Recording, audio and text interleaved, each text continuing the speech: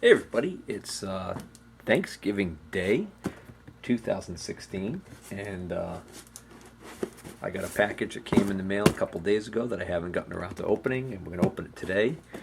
And what this is when I was working on that tachometer and realized that I had pretty much catastrophically destroyed it, I found one on eBay that had a starting price of only like $10 on it and no reserve, and there was one person watching it.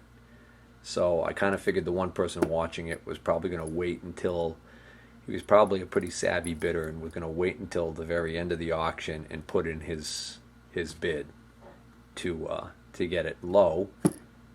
And I basically figured, all right, I'll just sit back and try and snipe it at the last minute. So I was successful. Now, before I open this, okay, first things first, I noticed from the address that's on the box here that this actually came from a pawn shop in Cumberland, Wisconsin, which I don't think I was aware when I was bidding on it that it was a pawn shop that was selling. I think their seller name might be something different. Not that I'm concerned about that. I've gotten some deals in the pawn shop over the years, and they just probably weren't having too many people walking in looking for a tachometer like this, so they decided to sell it online. The one thing I don't like is, if you listen,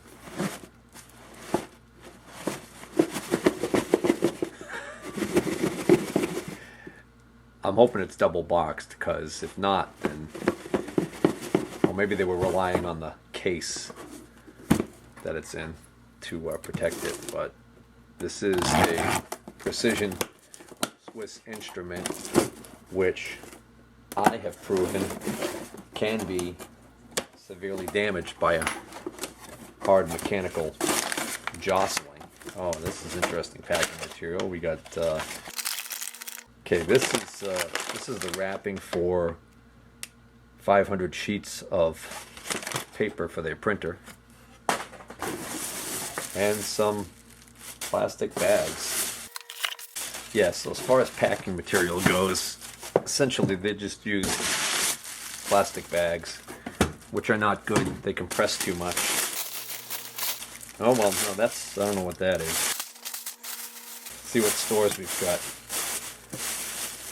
Here's a bag from the Quick Trip. Fresh premium meats. Big on fresh, low on price. Tissue. Hey, it's a bag from Louis. Louis Finer Meats. Well, I'm seeing a theme here. These guys love their meat, I think. Ah, and Walmart. All right, so here we go. There's our case. So just out of curiosity, here's my original case. So physically they're the same size, only this one is marked case made in Switzerland. This one is marked with a completely different company's name on it. And I think I had found out that this was a Spanish company. And I think the guy I bought this from had explained to me that he had bought this when he was in Europe, and possibly even had bought this when he was in Spain, even though it's a so I think this might be the machine, the supplier or distributor. All right, so let's see what we got in here. All right, so far so good. Looks like what was in the photo. So unlike mine, see, now I know what this little band right here was for. The instructions. So this is a model 628-630, and the face plate on my original one, oops, the dial on my original one says 630. So I'm hoping these are actually the same exact model, and they just, something else is a little different about them.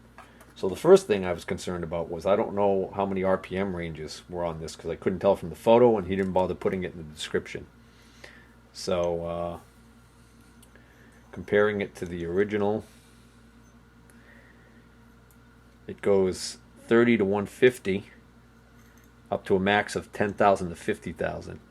It's identical. Awesome. So far so good. So we got a match. I was worried that this might be a model that wasn't capable of going as high in speed as my original one. As far as accessories go, no signs that this has been dropped. Of course, mine still looked perfect after I dropped it. It just didn't function any longer. This one comes with 3 rubber tips in here. These are actually looks like replacement tips for maybe these. That's a hard point, rubber cone point, concave point. Not really a point really, as if it's concave. There's another little doohickey there. The wheel, the extension rod, and oh, that's cool. A little tiny dropper for putting the oil in that it comes with. So that is way cool. My original one, I only had the oil vial, but I could see the spaces here for the other vial that contained the little droppers. So somewhere along the line, that's glass, by the way, so that probably broke at some point. Somebody just tossed it. Interesting. Wheel diameter is a different size. This one's a 10 centimeter wheel. This one is a, well, now that's weird. This says 6-inch English, ENGL. It's not a 6-inch diameter wheel. Why would they call it that? Well, that's interesting. I wonder if this one was a US model and this was a European model. So you get the metric versus deal. The other interesting thing, the faceplates are different. So you can see the original faceplate I have here on the left clearly says made in Switzerland, and the Jaquet or whatever you want to call it there logo is clearly visible. And then there's a number below it which looks like it might be a serial number, 205034. Whereas the new one I just got in, it actually has a different company name on it. Okay. Which I can't quite make out. It's this Scherr, SCHERR / something incorporated, St. James, Minnesota, or Minneapolis. I bet you that's the distributor. And it says Swiss made. So that's interesting. All right, so I'm going to put this wheel on because it gives me something to grip onto to manually rotate this thing.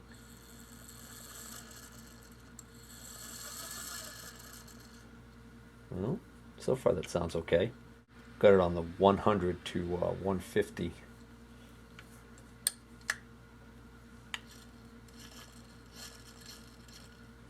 All right, so let me put it on the 30 to 50 scale.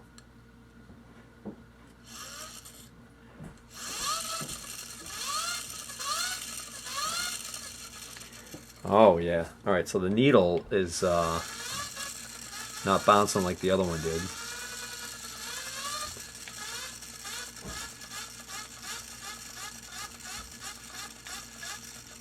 That actually seems like it's working okay. Let's give it a test. All right, so on my grinding wheel here, on the wire wheel side, I've got this, the end of the shaft here has got this indentation. I think I could just hold this like this. But I want to make sure I'm in a high enough range because I don't want to peg the needle. This is 1 to 5,000. This should be the correct setting. So I could start this and then feed this in, but if I do that, I don't know if it's going to cause this tip to get torn up much. So I'm going to try and hold this and start it.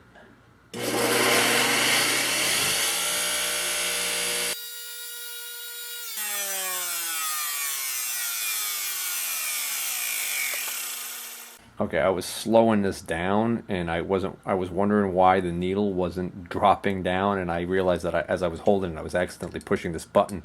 This is a hold button. So you can press this and hold the reading, and then remove the drive, and it'll still stay where you are. So in case you want to, like, if you're getting a bad area there, and you can pull up and look at it and go, oh, okay, that's how fast it was going. So why is my grinder making that horrible noise? Oh, because the moron who owns it left his face shield hanging on it. That moron would be me. All right, let's try this again.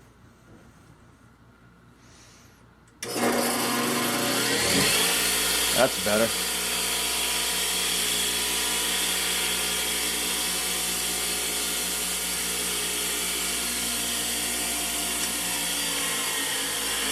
So I'm back over here to the bench where I can get a better idea of, where I can read it more easily.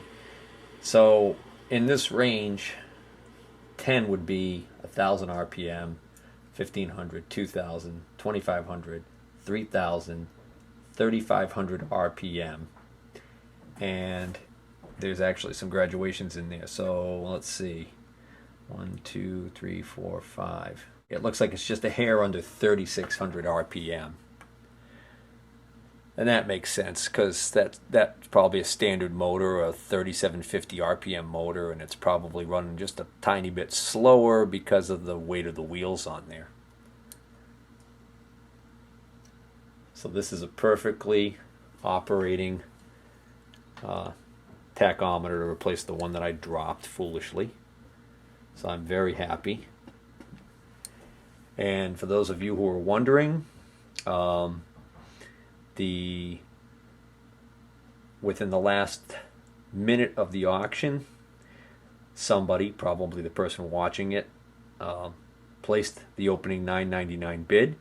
They probably placed a bid. Well, they placed a bid. I know they placed a bid above the $9.99 opener, because they were the only bidder at that point. It was showing just one bid for $9.99. When the second bidder came in, which was me, eBay's system would automatically raise that initial bid to whatever limit the person who placed it had put in initially. So in other words, if he put in probably $15, more than likely he put in $15, because when I placed my bid right at the end, because I only wanted to place one bid at the very end and not get into a bidding war, I placed my bid of $35 because that's what it was worth to me. And lo and behold, his bid was only, I think, $15, because the price I ended up getting this for was $15.50 plus $11 and change shipping. So I'm into this thing for like $28, which I'm very happy about. Even though I probably bought this one for only $20 or $30 at that yard sale, I got a really good deal on this because I bundled it, I think, with a bunch of other stuff. I'd have to go back and look at my videos. I don't even remember myself. But, they say lightning doesn't strike twice. Well, in this case, great deals on a great tachometer. So that will conclude tachometer follies. But I'm sure we're going to see this tachometer in use in future videos as I do things like, I don't know, I'll probably verify RPMs on the Wells Index Mill or the Vernon Lathe, or even the Hendy someday, or the SIP Jewel Press. The list goes on.